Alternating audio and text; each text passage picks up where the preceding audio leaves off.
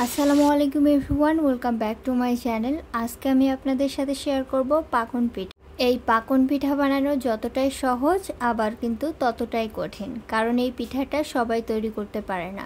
তো আমি যেভাবে পাকন পিঠাটা তৈরি করি সেই প্রসেসটাই আপনাদের সাথে শেয়ার করব। আশা করছি আপনাদের ভালো লাগবে।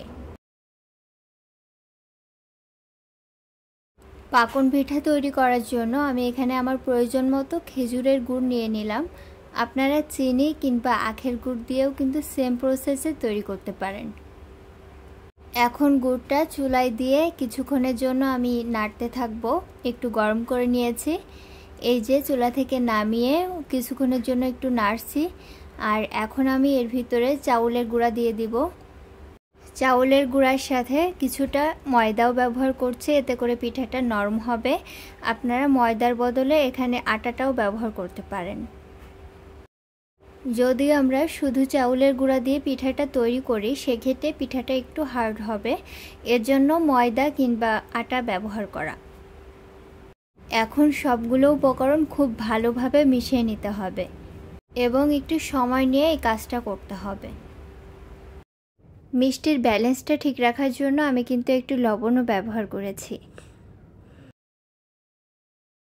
এ পর্যায়ে আমি অল্প অল্প করে পানি ব্যবহার করছি এবং সবগুলো উপকরণ মিশিয়ে নিচ্ছি। এক্ষেত্রে কিন্তু একবারে পানি ব্যবহার করা যাবে না।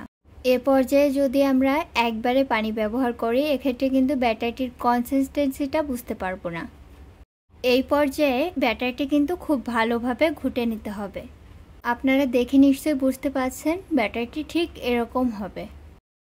চাঁদনি রাতে বসে বসে পিঠা বানাচ্ছিলাম আর এই পিঠার রেসিপিও আপনাদের সাথে শেয়ার করছি। বিষয়টা আমার কাছে খুবই ভালো লাগছে। সবগুলো পিঠা খুব পারফেক্টলিভাবে হয়েছে এবং পিঠাগুলো এতটাই নরম ছিল যে মুখে দিলে মিলিয়ে যাচ্ছে। পিঠা তৈরি করতে করতে সেই ছোট্টবেলার কথা মনে পড়ে গেল। মা পিঠা বানাতো আর আমরা চুলার ধারে বসে বসে গরম গরম পিঠা খেতাম। সেই দিনগুলো তো কখনো আর ফিরে পাবো না। এখন আমাদের নিজেদেরই তৈরি করে খেতে হবে।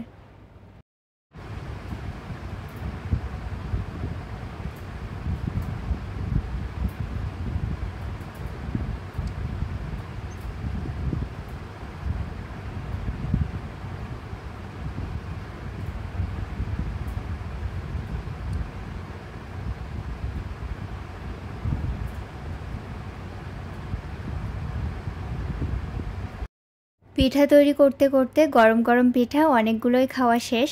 আর পিঠাগুলো এতটাই নরম হয়েছিল যে মুখে দিলেই মিলিয়ে যাচ্ছিল।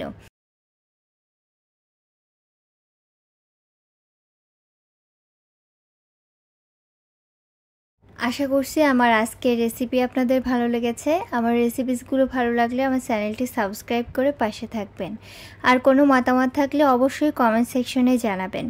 আজকের মতো এখানেই বিদায় নিচ্ছি। আল্লাহ হাফেজ।